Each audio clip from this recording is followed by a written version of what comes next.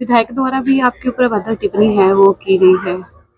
देखिए, मुझे पता लगा एक वीडियो में आया है कि विधायक गोकुल सेतिया जी हैं, वो कुछ अपनी भाषा जो जिस प्रकार की उनकी हमेशा रहती है वो उस भाषा का इस्तेमाल मेरे लिए कर रहे हैं, और उन्होंने कुछ ऐसा कहा है कि नकली पत्रकार असली पत्रकार।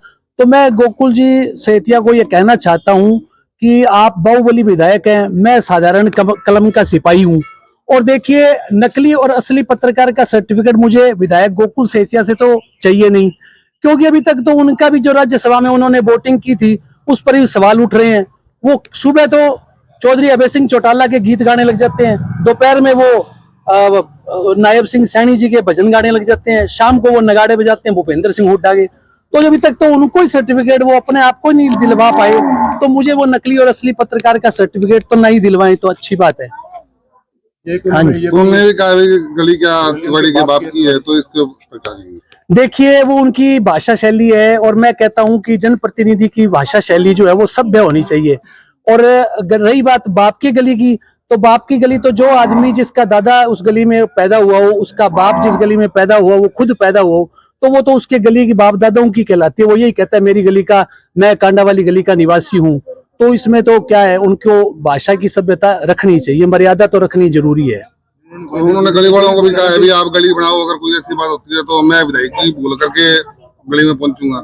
हाँ, उन्होंने कहा है कि मैं एमएलए शिप भूल जाऊंगा, तो मैं उनको भी याद दिलवाना चाहता हूं कि 2009 में उनकी ओर से चुनाव लड़ा गया था, उनके नाना जी ने चुनाव लड़ा, तो 2009 में वे एमएलए बनने के लिए चुनाव मैदान में उतरे थे। उस समय जनता ने उन्हें नकार दिया था, वे एमएलए नहीं बन पाए थे। फिर 2014 में उनकी माताजी खड़ी हुई, वो भी एमएलए बनने के लिए ही खड़ी हुई थी, तब भी वो हार गई थी।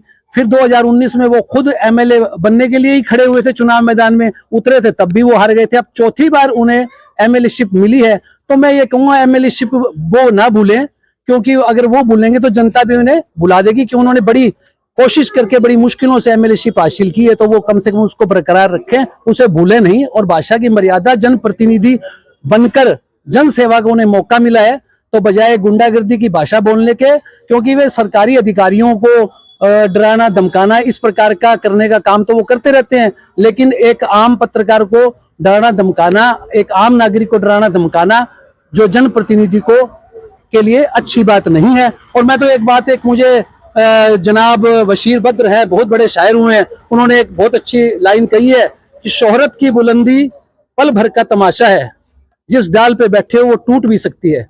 तो विधायक गोकुल सेतिया जी, जनाब आप भी इस बात का ध्यान रखिए, जनप्रतिनिधि बनकर जन सेवा कीजिए। लोगों को डराने धमकाने की राजनीति लोकतंत्र में नहीं चलती जी।